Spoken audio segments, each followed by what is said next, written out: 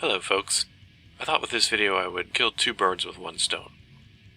And I'll give you the news from the past week, to let you know about what some of my friends have been up to. There's some bad news and there's some good news. I'll start with the bad news first. Bad news is that Razorblade Candy had his channel taken down. In case you're wondering, Razorblade Candy does claim to be a male, so that's why I called him. Regardless, though, Razorblade Candy has an awesome channel, and so if you were subscribed to him before, subscribe to his new channel, Razorblade Candy 2. And if you weren't subscribed to him, go check him out. There's a link in the description box. And also check out his most recent video. And the good news is that I just saw a really awesome episode of Honey Badger Radio, where Davison made her first guest appearance. Many profound points were raised, and much was revealed. And I recommend watching it. And if you don't have the patience to watch the whole thing, I have a shortened version which I'm going to be playing shortly in this video. I edited out about a third of it, just for your convenience. The episode was entitled Speshul Snowflake. And rather than explain what Speshul Snowflake means myself, I'll just let Typhon Blue do it because she does it so well. Hello everyone and welcome to Honey Badger Radio.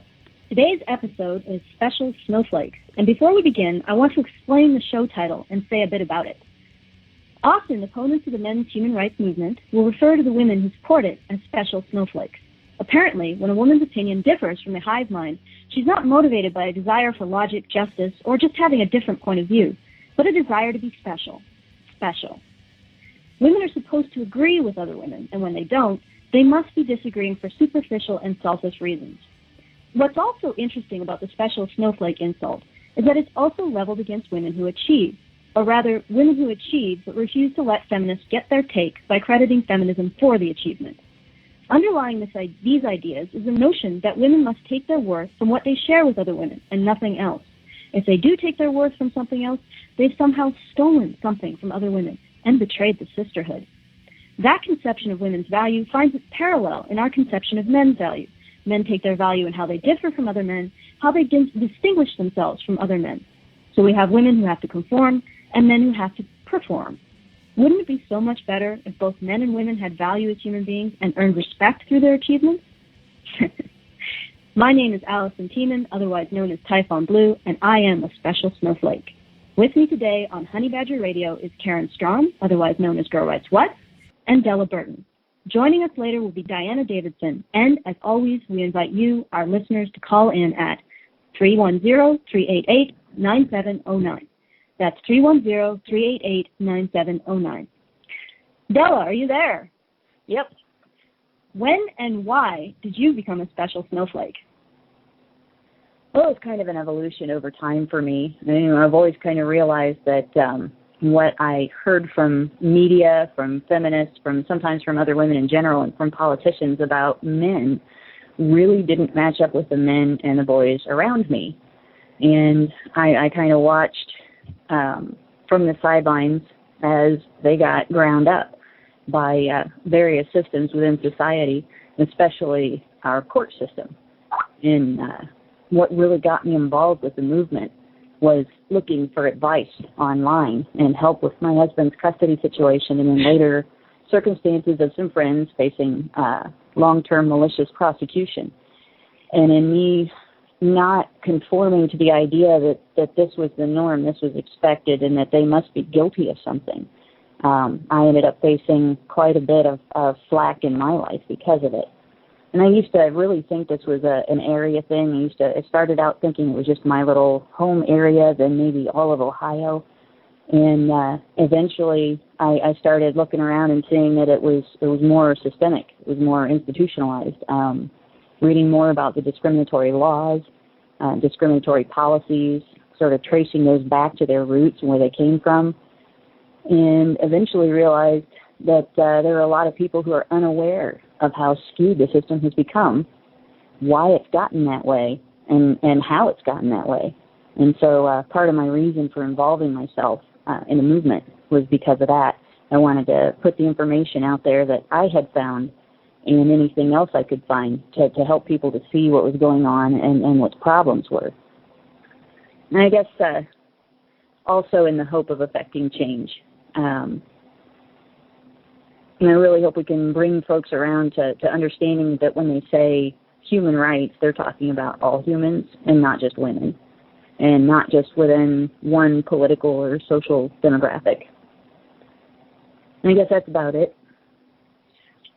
And Karen, how did you become a special snowflake? it was when I initially had asked my husband for a divorce, my ex-husband, and I just stumbled across, just sort of randomly, I was involved in the erotica writers community, and somebody was saying, let's go over here and give these guys a hard time. Let's all pile on. And it was an article, it was a questionable article about how science fiction, hard science fiction, has gone the way of the dodo. There's always some romantic subplot or some soap opera aspect of science fiction now to bring in a female audience, blah, blah, blah, blah. And I reacted, I just kind of was like, why are you whining about this? It's not really that relevant. Then I went and I clicked on some of the other articles on the site. And the other articles on the site were just kind of like, wow, that actually matches my experience. You know, prior to even becoming involved in the men's rights movement, I knew more men who were abused and battered by their women than the other way around. I actually knew one man who had a woman stab him because she was upset that he left her. He left the house for the night, basically, and she talked her way into his hotel room, and he woke up and she started to stab him. Right? It reflected my experience of things that literally women are not angels and men are not demons. And I went on a huge, like 3-4 month reading spree on all of this stuff. And that was it. I was just like, people have to know this. Yeah, that's certainly true. People do have to know this. It seems to be an enormous blind spot in our society. Mm-hmm. For myself, I actually, when I was in my teens, I went to an all-girls school, and when I came back from that experience, I had started to become more radicalized as a feminist. And my mother actually took me aside and was concerned about the way I was going with my thoughts. And she gave me a book called The Princess at the Window. And it's a really good book. It's got a great overview of both, I would call it counter-feminism and a lot of the issues that men face.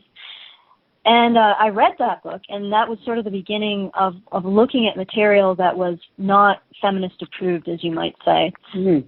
And from there, I read Christina Hoff Sommers' books, and then I got into Warren Farrell. And when I was at my university, I read the entire shelf of men's rights or men's issues-related literature. There is actually a shelf. It doesn't really compare to the bookcases full on feminism, but there's at least, like part of the Dewey Decimal System is reserved for men's rights. But and then after that, I got into a news group, sock.men, and I participated there for I think a couple years. And then someone from Stand Your Ground approached me to go to the Stand Your Ground forum. Some of the old timers might know about the Stand Your Ground forums, but it was one of the few places that there was talk about men's rights at that time. This is like in the early 2000s, like 2003, 2002. And there was maybe 600 people. That was it. And then after that, I ended up at Feminist Critics. If anyone's heard of that, it's a great little blog site. They are feminist critical, not necessarily men's rights related. And then from there, I started my own blog, and I ended up being published by Voice for Men. So that's my little story of how of my little journey into men's rights. It's been now, I think, 10 years. So it's been interesting. It's interesting to see the growth. So when people say, "Oh, the men's rights movement is going nowhere," not quite at all. Oh yeah, no. I mean, like there was somebody posted a video about was a video of men's rights activism in India, and you're looking at over 100,000 active men's rights activists in India, just in India. Wow. Yeah, like they are trying to reform alimony laws. They're trying to reform dowry laws. They're trying to reform all kinds of stuff, child custody laws. There's a huge issue with what Indian magistrates seem to see as or describe as false allegations of rape, and the problem with that is that they aren't false allegations, right? Basically, if a man has sex with an unmarried woman and doesn't marry her, he's raped her. Well, I can imagine that would be a big force multiplier for the men's rights movement in India. Yeah. Yeah. That he literally is, if he has sex with her, he's bound to marry her. If he chooses not to marry her, then she can bring a claim of rape against him. And judges in India right now are saying we need to do something about this because there's just way too many frivolous claims of rape. You know, our society is changing. We're becoming a little bit more open about sexuality. We're not condemning extramarital sex or premarital sex the way we used to. Why are we still prosecuting men and trying to put them in prison for doing what the culture says is fine just because they didn't go ahead and marry the woman? So, yeah, just because she didn't get the long-term relationship that she wanted. And this is one of the things that Temple University football player, right? The reason why she accused him was that he basically did not give her the long-term relationship that she wanted after their sexual liaison. Well, it's like in the West, it's almost like we're folding in those archaic breach of promise laws into rape laws. Oh, yeah, and seduction. Like, why don't we just make seduction illegal again? Let's make it a felony again. That way men will know where they stand. It won't just be based on how she feels the next day. He'll know when he's crossing the line between what's legal and what's not. Well, and that's basically what they're trying to do, except that they want it to be called rape. Well, the most amazing thing is I was reading on Judgy Bitch today. She linked to an article. I forget what article it was that I was reading on Judgy Bitch, but she had linked to an article on Jezebel where one of the women, either the author of the article or one of the commenters, was like, "Oh yeah, I totally met my husband on a drunken escapade, and you know, who knew blackout sex could turn into a fulfilling 3-year relationship?" And I'm like, and they didn't jump on that comment? That was freaking rape, according to your definition. Doesn't matter how you feel about it in the morning. You weren't capable of making that judgment when you did, according to you. That's something that they're another area where they're entirely hypocritical. Well, and they want to claim that it doesn't matter how the woman feels about it in the morning if feminists want to call a sexual liaison rape. But if the woman feels like it's rape in the morning, even if it doesn't fit the definition of rape, well, then it was rape too. So it only matters if how the woman feels about it, if she's going to call it rape. Well, if they want to call it rape and she doesn't, then it doesn't matter. Well, good point. That's a really good point, Della, that, you know, feminists want to frame women's opinions in terms of what benefits feminism. And it benefits feminism to choose rape at every possible opportunity. Look at the Mary Koss study, right? A significant number of the women that she judged had been victims of rape or attempted rape, something like 40%, right, had gone on to have further sexual relations with the men that they were deemed to have been raped by, right? This is that feminist from Jezebel in a nutshell. Yeah, right? Pretty much. It's only rape if I don't like the outcome.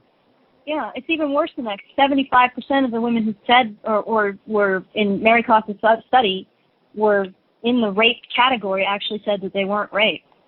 So you can't agree with a woman's opinion if they're saying they're not raped. but you have to agree with a woman's opinion if they're saying they are raped. Yeah, oh yeah. Yeah, no, everything is rape. Everything is rape. Rapey, rape, rape, rape. We even have a Redditor at Our Men's Rights who comments frequently. His username is Everything is Rape, and every single time that he comments, he basically turns any given situation. He says, denying a woman her opinion or saying that she's wrong is, violating blah, blah, blah, therefore it's rape. And it's hilarious because you see, like, it's just such a beautiful lampooning of the mindset that everything, depending on what the woman feels, can be construed to be rape. Well, not depending on what the woman feels. If the woman feels that it wasn't rape, it's still rape according to the feminists. Yeah. But because feminism. Because feminism. But it's you got to realize, even us, even we're rapists. I mean, there's like so many users in chat right now on our page, and I saw earlier before the show, some of them said they'd been drinking, so we're ear raping them right now. Oh my God! Like phones are entering their ear canals and causing those untold oral trauma. Oh my goodness! And they can't consent to listen to our show if they've been drinking. Masturbating while drunk is self-rape. Yes. I'm guilty like 1 billion times over. 1 billion at least. I should actually be put in prison until I should be buried under the prison. Just based on that. And then looking at my boyfriend, me not resisting his advances when he's drunk, I have raped him. Well, no, that doesn't really hold because men have some sort of ability to remain sober while drunk. Oh, yes. Right. Well, men are magic. Yeah. That makes much more sense. Well, at least I'm consistent because all of the times that I have been drunk and I have had sex, I have not called it rape. And so I don't consider me having sex with my boyfriend when he's drunk and making advances and being the one who is initiating. I don't consider that rape. But you literally have Rebecca Watson saying the scene from Big Bang Theory where the drunk chick shows up. She shows up and she drags the guy into the bedroom and basically says, "You're going to have sex with me." Right? He has raped her. Can you imagine a drunk man barging into his ex-girlfriend's room, dragging her into the bedroom and saying, "You're going to have sex with me"? Can you imagine anyone saying that woman raped him? No, not really. No, I really can't. But feminists will proudly proclaim the opposite, that when it's the woman who's drunk and drags the man in and basically coerces him into having sex. I used to have a friend in college that did that. She would get drunk and then just grab a random guy and drag him off into another room for sex. And later on, after she had taken a women's studies course, she thought that she was just raped over and over again. Oh, my God. She honestly believed that all those times that she went and found some guy and dragged him off for sex, that he had done something to her instead of the other way around. Like, it was all their fault. I don't get it. I don't get it. Like, this is why I'm an MRA. This is why I'm a fucking MRA, because this bullshit is insane. It's freaking insane. Of course, some would argue that we are into men's rights because we have Stockholm syndrome. Oh my God! Or hey, here's the one that I get all the time because I have a large number of subscribers and I do monetize my channel. So what I am doing, and hardcore, radical, freaking man-hating feminists like Sale Polani, aka Diana Boston, have accused me of being a con artist who is convincing men that they are victims when they aren't actually victims. So I'm preying upon men who are feeling put upon or whatever.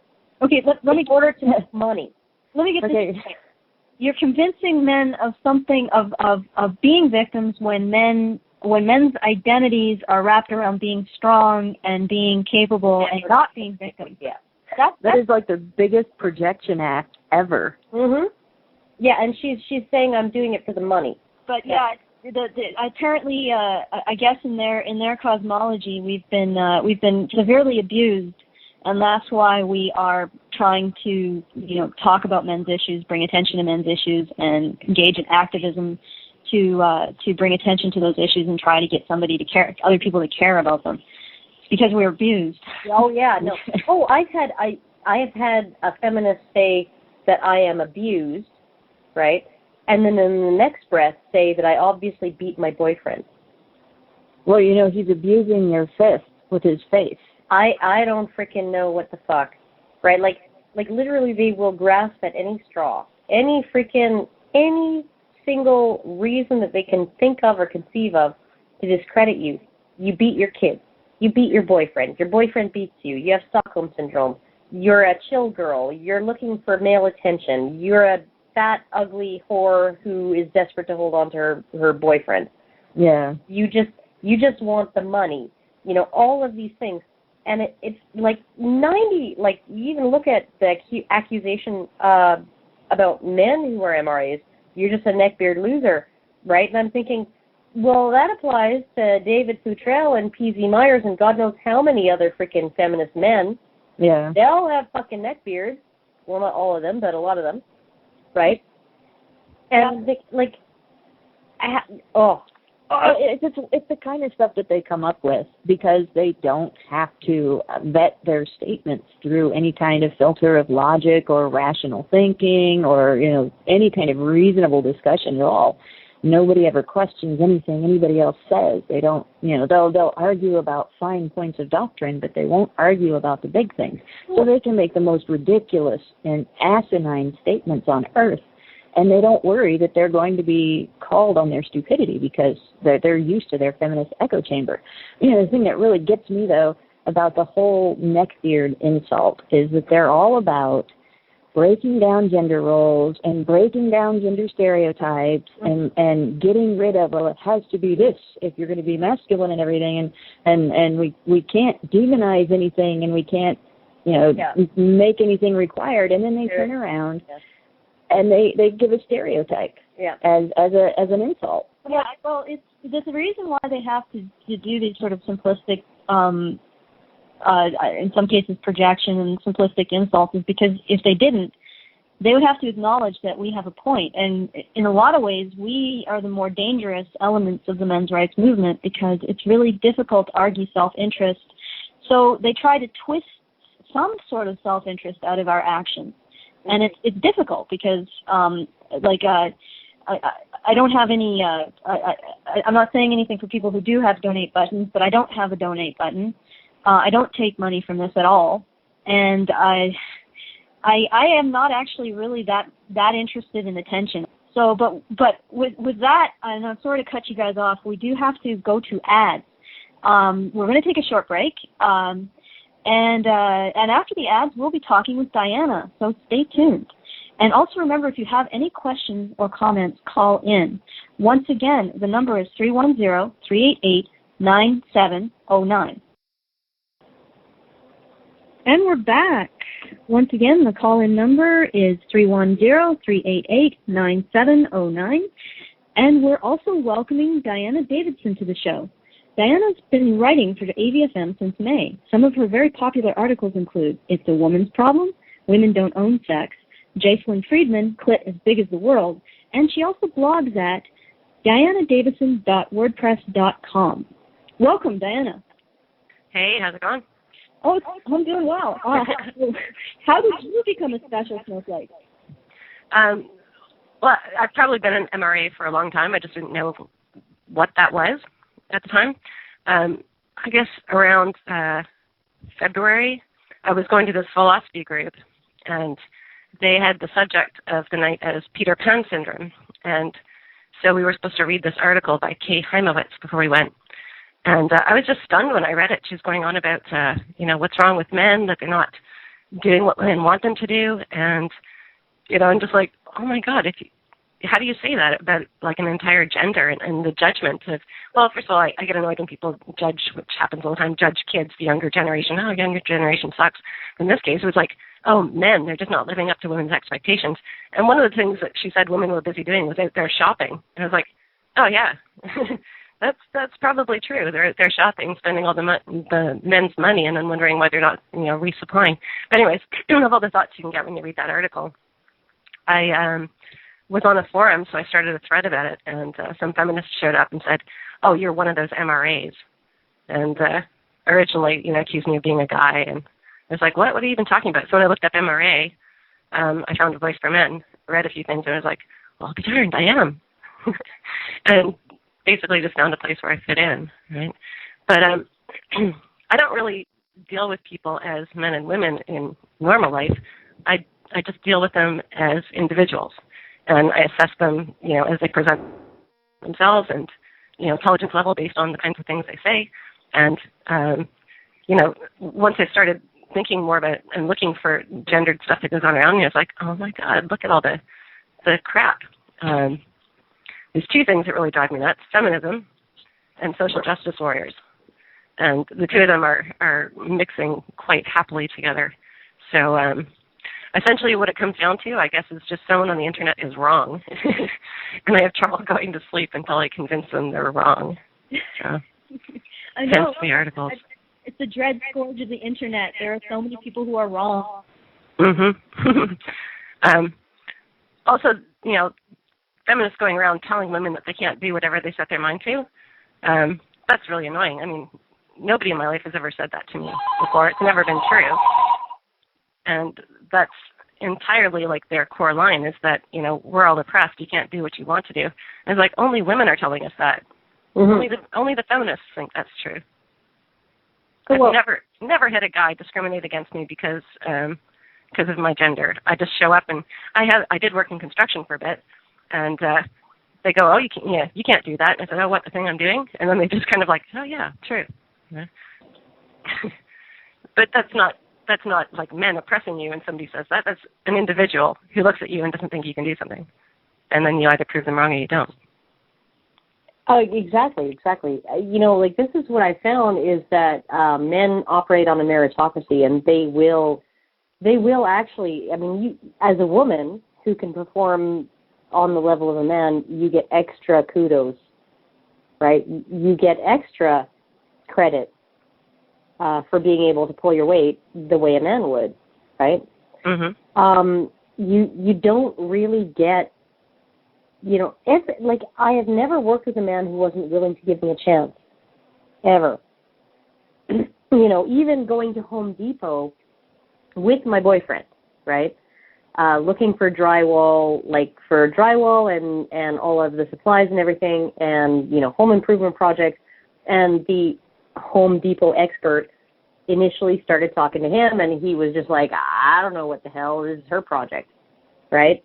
And then he turned and he looked at me, and I asked him some informed questions, and he was like, oh, yeah, no, sure. And it's almost like they get more excited that there is a woman who is actually showing interest in something they're an expert in.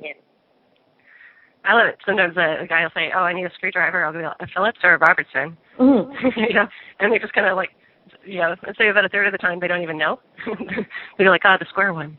Yeah, well, I say the square one or the cross one or whatever, right? My big deal is that nobody uses the size that's appropriate, right? So. Yeah. Well, one of the things on my list of reasons to be an MRA too is I find that I get along better with men than I do with women, and so the idea that men should change is really disturbing to me. Yeah, I really wouldn't want men to behave the way women do. I don't know that I would want women to behave the way men do, though. Yeah, again, I guess it just comes down to, like, individuals, right? Everybody's got their own unique personality, and you either get along with them or you don't. And it is pretty genderless when you approach it that way. But yeah, I think, men are pretty great. When I worked in construction, I'm, full of innuendo all the time, right? Mm-hmm. And so I used to have a great time all day long, just like you can come up with the best innuendo. I've had threads online with innuendo and stuff. It's a lot of fun. But, you go into a normal workplace, you can't say anything. You can't look at somebody for longer than 5 seconds. And just like, they're just destroying it. Like, you go to work now and it's just like, waiting until the clock tells you can go home. You can't have fun there. Yeah. No, I don't know. Like I've always really, I've always felt comfortable around men. This is one of the things that when I had, like, before I was an anti-feminist, when I was still a non-feminist, I was a non-feminist because I really hadn't had any experience where I felt men wronged me any more than women had wronged me. Like, you know, like, yes, there were men that had, you know, been douchebags to me. There were plenty of women and girls who had also been douchebags to me, right? Like I never, ever, ever had the idea that women were exempt from, like, moral judgment, that they never did bad things, and that the idea that they only do them because they're forced into it, or they're coerced into it, or they're pressured into it, or that some man is making them do it.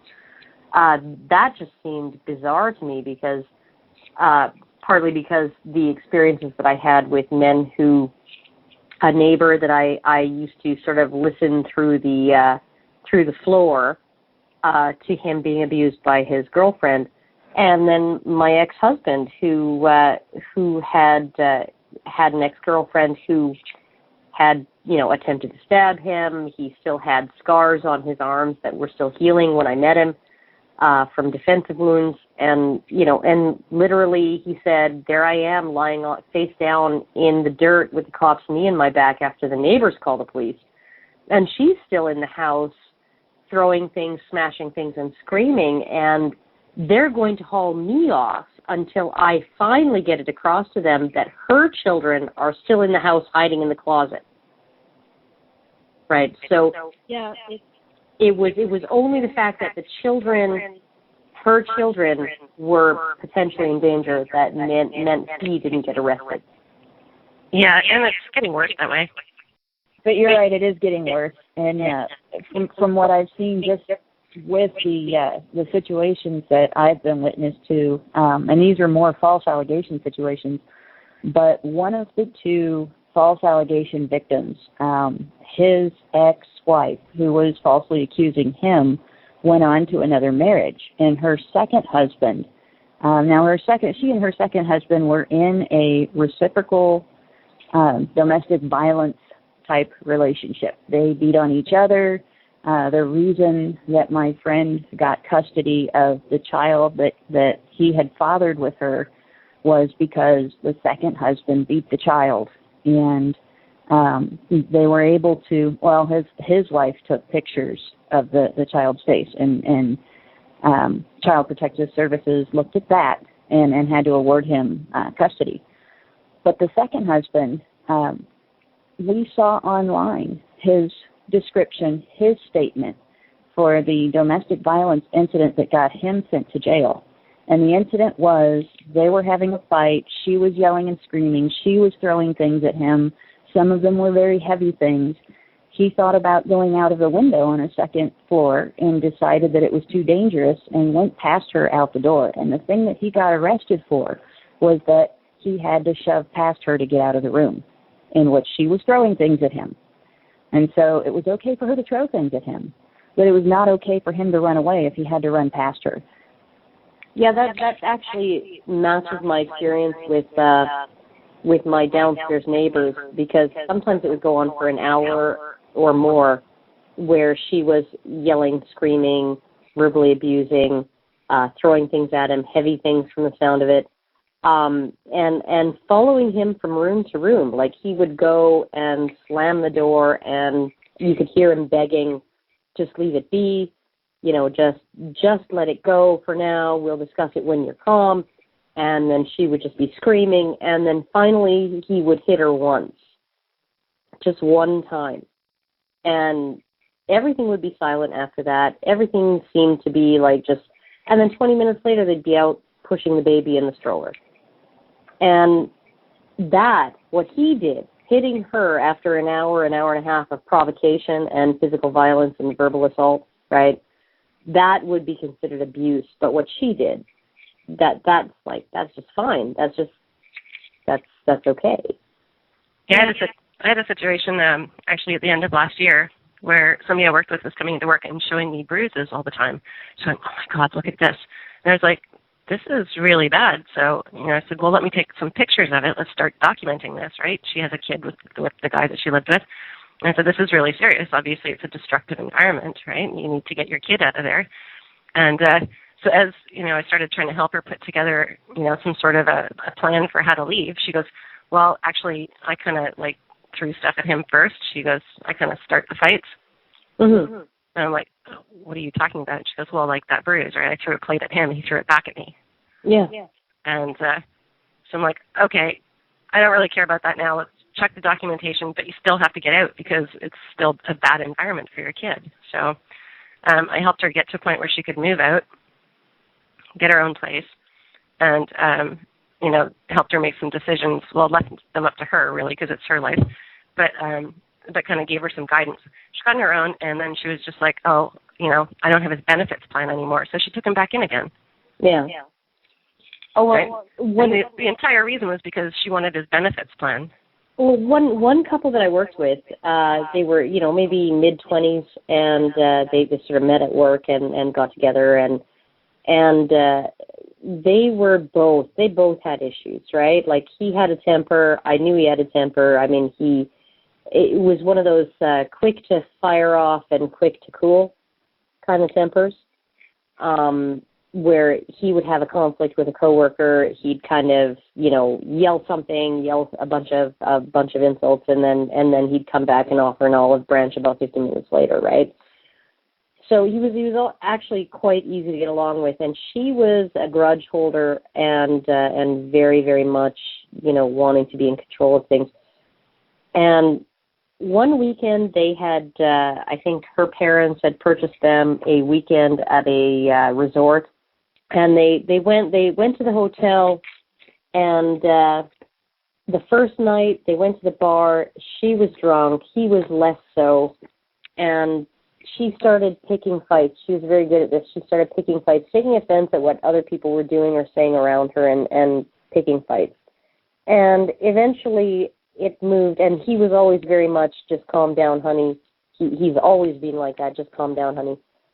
Eventually the conflict moved between her and these 4 or 5 other people, moved into the lobby of the hotel, and she started smashing stuff in the hotel lobby. She started busting up stuff. She was shoving people around. She was being assaultive. She was laying her hands on people. Nobody had touched her at this point, right?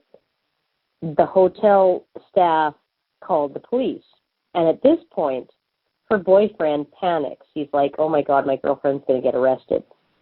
So he drags her out of the hotel lobby. He kind of shoves her in the passenger seat of the truck. He gets behind the wheel, and he's going to go. He's going to go because he needs to protect her from her own behavior, right? The hotel staff, because it was the hotel that they were staying at, had his license plate and make and model, all of that on record. So the police set up a roadblock, right, and nabbed him. And so he was up on, I think he blew a .09 or a .10, so just over the legal limit, right? He's up on DUI, he's up on obstruction of justice, he's up on a whole bunch of charges. She got charged with nothing. Nothing. They had video evidence of her assaulting people. They had video evidence of her destroying the hotel's property, right? She didn't get charged with the goddamn thing. And here's the thing. She was pissed at him because he got fined $2,500, right? And he had to pay lawyer's fees to fight all this other stuff, right? And so he couldn't contribute to the rent. Well, it just reminds me of, I don't know, I think it was John the other had said something about, I'm not even going to help.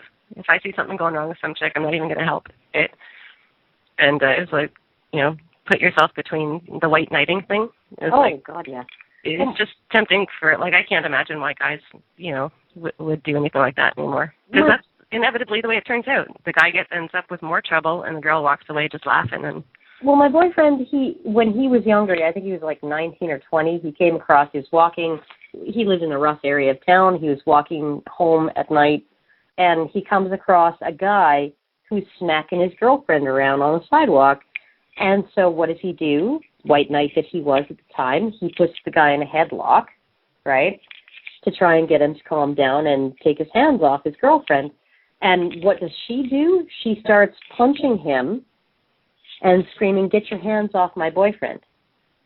That's really common. And he was just like, okay. He puts both his hands up and says, "That's fine. You guys go to town," and just keeps walking and never interfered in anything like that again. It's a problem police officers see a lot. They walk into a domestic violence situation, even situations where the woman has called them to come and protect her. And as soon as they start putting the handcuffs on the guy that she says is the perpetrator, she'll jump on him, she'll try to beat him away, she'll do anything to get them to not arrest that guy. Yeah.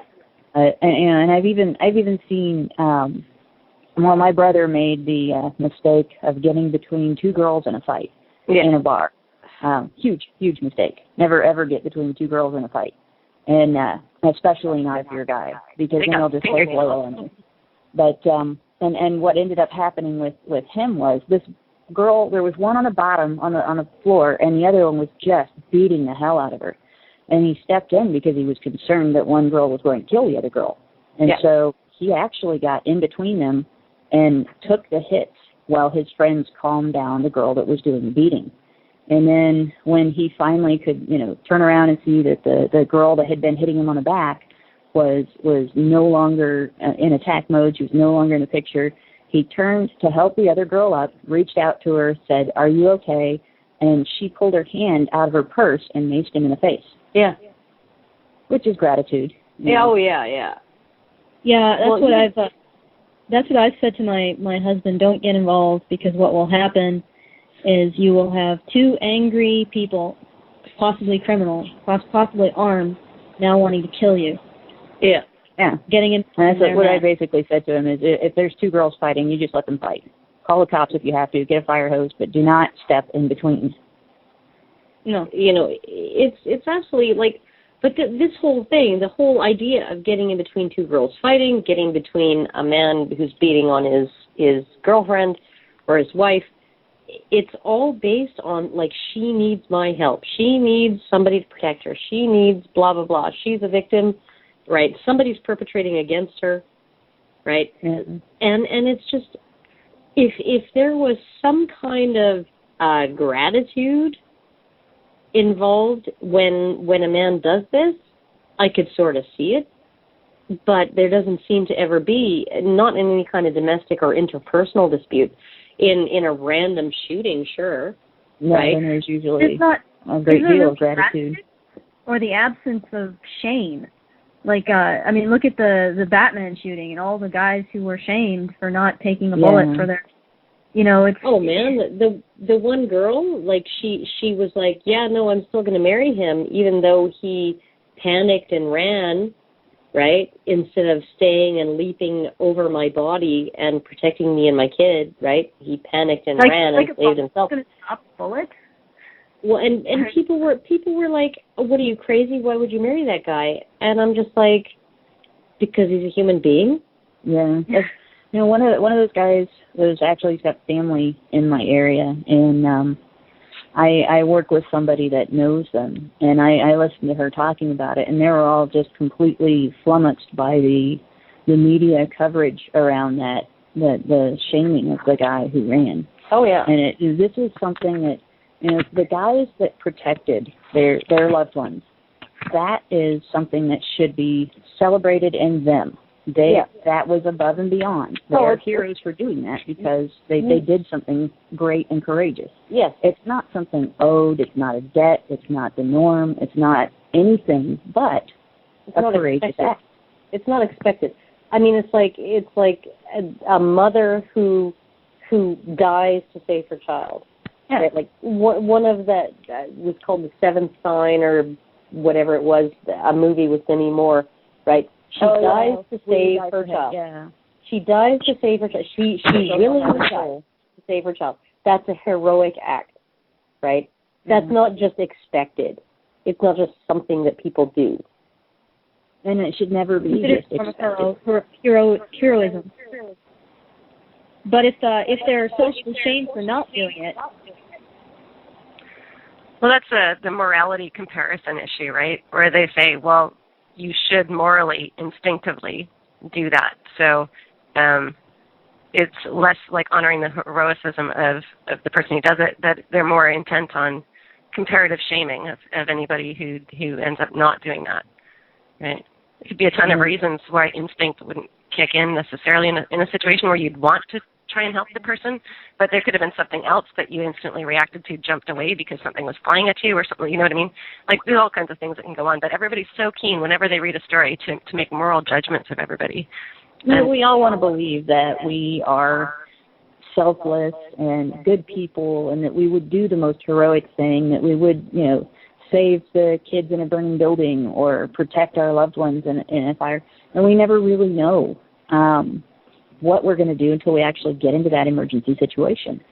And when it's a split-second decision like that, it's the same thing as when people fail to hold their shocked tempers in a split-second situation.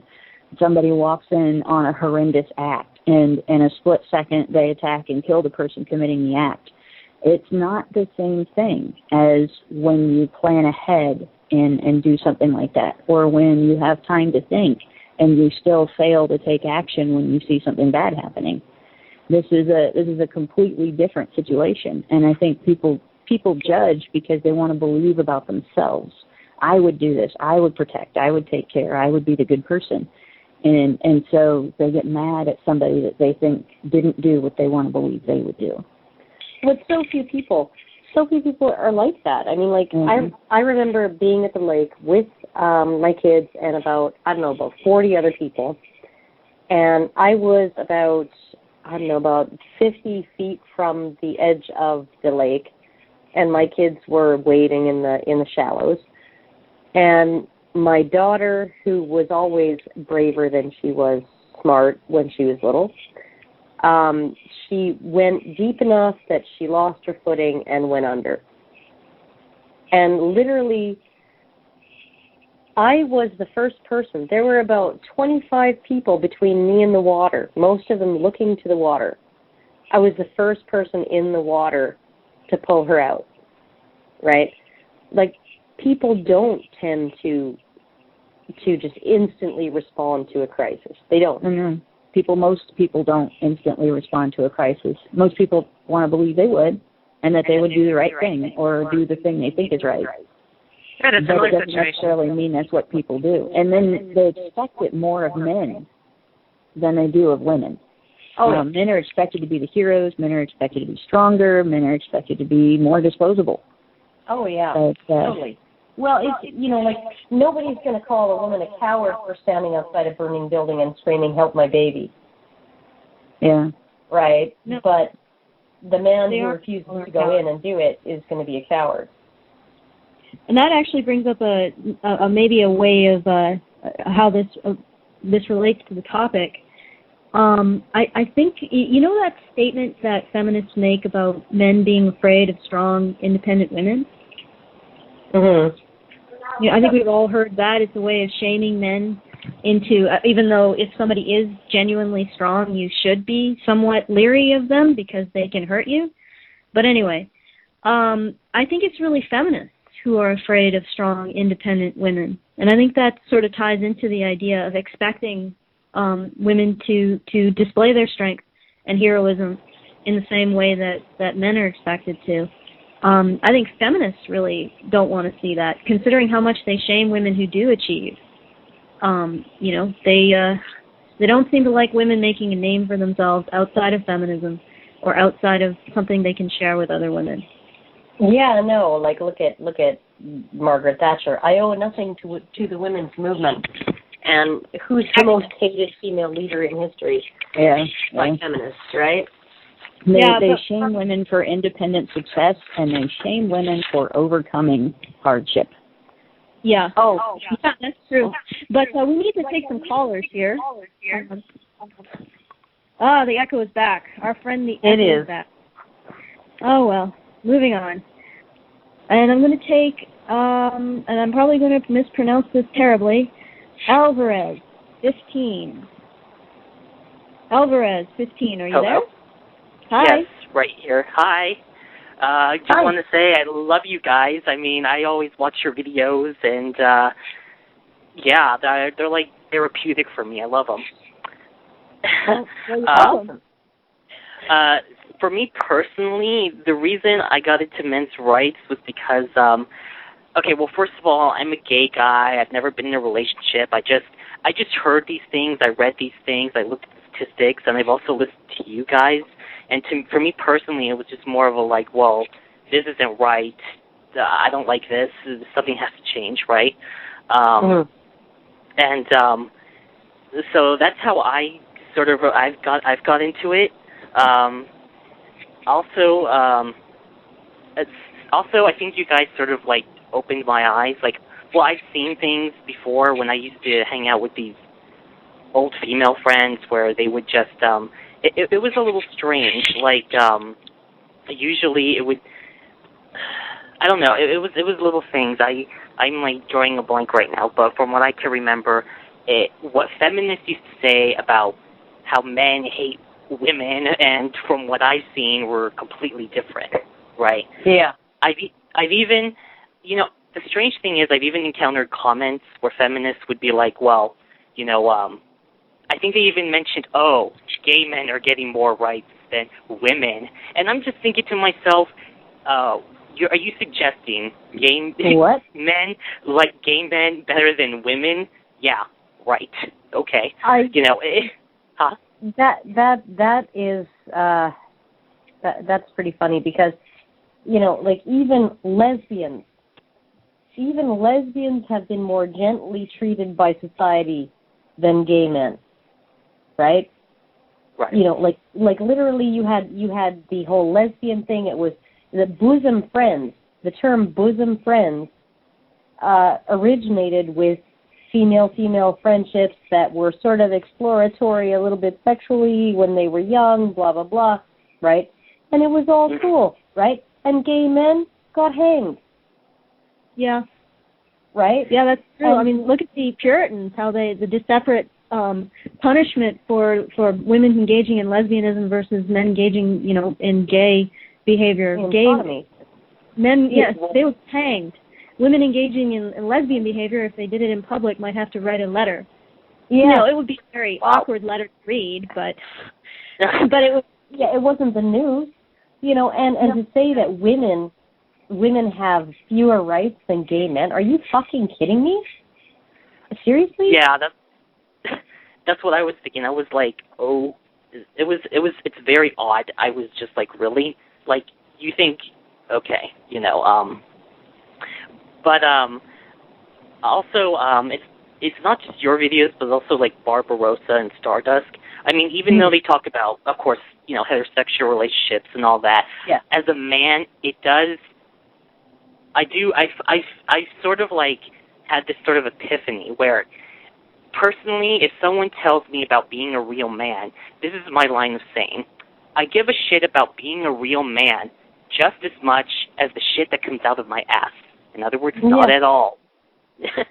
You know, it's not, you know, it sort of you come to the realization, like, you know, when you learn all this, that, you know, I don't give a shit if I how do I explain it? It's like you sort of empowered me to look after myself because as a man, no one else will. Yeah. You know, I decided to. If you look at the Red Stocking Manifesto, right, which was a feminist document from like decades ago, right? They basically claimed that male homosexuality was misogyny. Right? Wow. It was hatred of women. It was male separatism. It was basically men choosing to reject women because they hated women. Not because they loved men, but because they hated women. Right?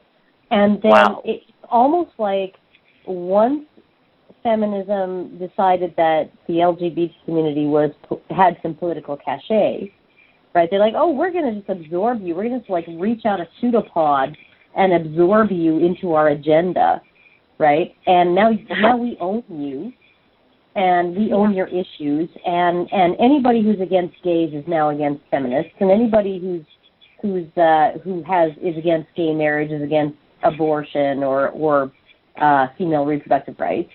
Anybody who's against gays in any way is now conducting a war on women, and it's absurd. It's absurd given the initial basis that the initial view that they had of gay men as like gay women. They were just like super oppressive. Fighting a good fight. They were fighting the good fight. Let's just be separatists. Let's just go our own way. Let's just like blah blah blah. And now gay men were initially, they could only be gay. They could only not want to be with women because they hate women, not because they love men. They have a sexual orientation that makes them attracted to men, but because they hate women. And now it's like you're politically useful, and so they will take on your issues so that they can advance their cause, right? But even now, though, feminists still have to dictate. They'll stand up for gay men, but only if gay men do what they're told. And then they will only stand up for gay men on their own terms. Some of the first experiences I had with men's rights forums online were when I was looking for advice and information on fathers' rights. And, of course, in 1999, when I was pregnant with my son, and my husband had gone through his divorce and was dealing with a custody situation, and his ex-wife was jerking him around on custody. I started looking for what have other people dealt with here. In 1999, the majority of what I found were men who have been denied visitation with their children for no other reason than because they were gay. They had nothing else. No claims of abuse, no moving far away, no he's not a good father, nothing. Just he's gay. Oh, okay, well, full custody, no visitation. Wow. It's pretty intense. And I'm really sorry, but we got to move on to the next caller. Well, thank you so much. You guys are doing a great job. Yeah, thank you. Thank you so much. And I'm going to invite Adam onto the line. Adam, are you there? Hello. Hello. Hi. Hi. Am I coming in clearly? Yep. Okay, cool. Hello, everybody. Hi. So what do you want to bring to the table? First of all, guy before. Men who spend their days talking about manning up all the time, you always got to ask yourself, why are they so obsessed with talking about being manly all the time? As opposed to just being themselves, which if they themselves were truly masculine, they'd never need to think about it, right? Unless, of course, they were brainwashed as kids to have screwed views of masculinity, which is probably true, so the situation is complex, but still think about that. The other thing I was wanting to talk to you guys about was, this is kind of my view about if feminism is in general, if a lot of the people who are part of it was actually smart, you would think that they'd actually take time to address some of these issues, like the lower, funding going into prostate cancer. Like, can you imagine if feminists actually moved in and did a whole, a bunch of attention driven towards that, how many people would actually like them a lot more? You'd think that they would consider that a good strategy for their movement, but I don't understand. Can you guys explain why they wouldn't do something like that? Their funding is for women's issues, right? So all their funding, they have no compassion for men. Yeah, and because all of their grants and all of their entire organization is based on helping women, they can't then help men as well because it would cut into their funding. That's my guess. Honestly, I think it actually goes deeper than that. It goes to the bedrock of their philosophical framework. Like somebody on Reddit posed the question recently: why is it that so many feminists think that MRAs believe women oppress men? Right? And it is because they're working from, basically their house is built. It's a one-room house on a faulty foundation, and it's built on the idea that one sex is the oppressor and one sex is the oppressed. Yeah. And so if you say women were never oppressed by men, the immediate response is, oh, so what you're saying is women oppress men. Lol, right? Yeah. This is the response, right? Because they can only work inside this model. And so when you actually have a model that says that men are always above women in every single possible way, any attempt, any effort to empower that group, right, as a group or as an individual, even one individual in that group, is seen as facilitating further inequality.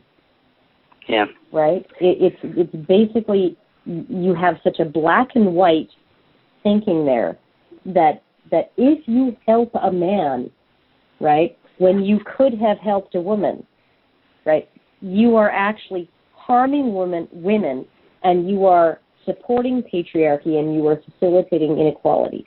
This is how they think.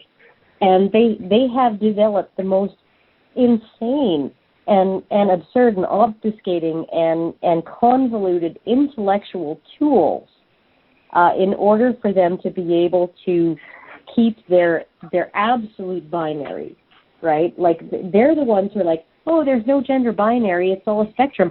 But they treat everything as if it's a binary, male on one side, female on the other, oppressors on one side, oppressed on the other, right? Yeah. And they will actually create concepts of philosophy that allow them to disregard empirical evidence depending on who it's coming from, depending on who is saying it, depending on what I infer your motives to be in saying what you're saying. It doesn't matter if what you're saying is true. If I impute a certain motivation or an intention on you, I can disregard what you're saying. It's insane. It's absolutely freaking insane. But they have created these huge, complex, there's like this huge, gigantic, organic geodome around this faulty foundation of this one-room house, right? And they don't realize that what they need to do is tear down the house and build a new one, right? Rather than just build all this other crap around it. What's interesting to me is that people actually, this fools people, and they actually agree with this stuff. And that suggests to me that there is, that feminism, not only is it a faulty system of knowledge, but that the reason why it's allowed to persist without being questioned is because it actually functions to justify some deep emotional it agrees with our biology. Cognitive dissonance. It agrees with our biology. I don't know if I think it agrees with older memes about the genders. I don't know about, maybe biology to some degree, but I'm not going to say 100%. But I don't think that's everything. But I don't think that our biology is everything. But I think that because it agrees with our biology, and because all of those old historical memes also agree with our biology, it's just a cumulative snowball effect, where you have all of these forces, biological and cultural, saying, oh yeah, they're right, when in reality they're completely fucking insane. Yeah. It's a way of relieving our cognitive dissonance, because we want to feel like good people at the same time as we don't want to have to care about our garbage men or the men laying concrete, or the guys down in the Middle East. We just don't want to have to care about them like real people. Yeah. I was going to say one last thing. I mean, the original comment in response to what I said was, about the funding delegation, and that does make sense. But Karen got a lot deeper with that. But it's just you'd think, that they would have at least some shred of love there, where they're like, what, why don't we just try and use love and see where that goes, as opposed to just what you said, all this crazy rage and anger. I mean, from their perspective, they're the ones under attack, right? They've convinced themselves of that completely. And, I just don't see, at some point you got to just say, oh, maybe I should just give the other soldier, an apple for some food because they're starving. You know what I mean? Even though I guess, again, from their perspective, they see it as them completely under assault, and they're the good guys versus the bad guys. It's really unfortunate. sorry to interrupt. We do have to move on. We got one last caller that we're going to try to get in, although he won't have much time to talk at all. Thank you for calling in. I really appreciate what you had to say. And Thanks, guys. sorry, Della, for cutting in there. Nephinor, are you there? Yes, I am. Can you hear me? Yes, we can hear you. You got to keep it quick, though. Brief. Just wanted to make a comment there in regards to actually what the previous caller was saying. I think a lot of it has to do with the fact that feminism as an organization can't admit it's wrong, because if it admits it's wrong, then it admits that it has no basis for existing, and so it has to keep coming up with new things to fight against. Otherwise, it's going to continue to be wrong, and it would have to dissolve. Yep, you're right. It's got to continue to justify its own existence in the world. Otherwise, there's a lot. Feminism actually has that built in. Yeah. And that's an area where it's really kind of a genius thing. They've created this sort of threat narrative where men are always on top, men always have the benefit of being in an empowered position, and women always have the problem of not having power. And as long as they continue that narrative, as long as they continue to be able to claim that no matter how far women go, men are always in power, there's always this patriarchy hanging over women's heads, there will never be a moment where you can claim, well, feminism isn't necessary anymore because women are equal now. Yeah, it's like an endless war. We're always going to be at war with Oceania. But what's really interesting is that that concept is actually based on the fact that we are convinced that women are weaker than men. So they're exploiting that, I think, to give their constant narrative that women are under attack. It's power. But thank you for Nephinor for calling in, and thank you for those final comments. We are really close to the end of the show, so we're going to have to say our goodbyes. Diana, did you have any final thoughts really quick? It's been really great being a part of the show, actually. It was a lot of fun. I was nervous to start with, but you guys are awesome to talk with, so thanks for having me on. Thanks for being thanks for coming on. And I don't know. Final thoughts? I don't know. You want some sort of a profound final thought? I had a favorite tweet from this week. You can always come on again and tell us then. Yeah. Feminists claim that a rape culture exists which normalizes rape. I insist that a feminist culture exists that rapifies normal sex. That's my final perfect. thought. Yeah, I think maybe we can end with that unless there's anything else that either of my co-hosts want to add.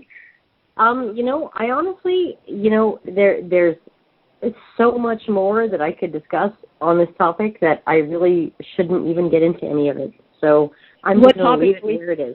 What topic is that? Being a snowflake? Just the framework, the philosophical framework, the feminist lens, the model that they have as to how society functions and why they are unable to assimilate new evidence into that model. Well, we can always do a show on it. Yeah, that would be a great topic. Maybe we should. We can't get really into it with like a minute left. Yeah, no, we really can't. So I'm going to leave it at that. And Della, anything else to add? No, I think that we should leave it at that. Okay, well then let's thank our callers, and thank you, Diana, for joining us and adding your perspective to the show, and thank you for all the people who are tuning in and listening and will be tuning in and listening, and join us again in the next episode of Honey Badger Radio.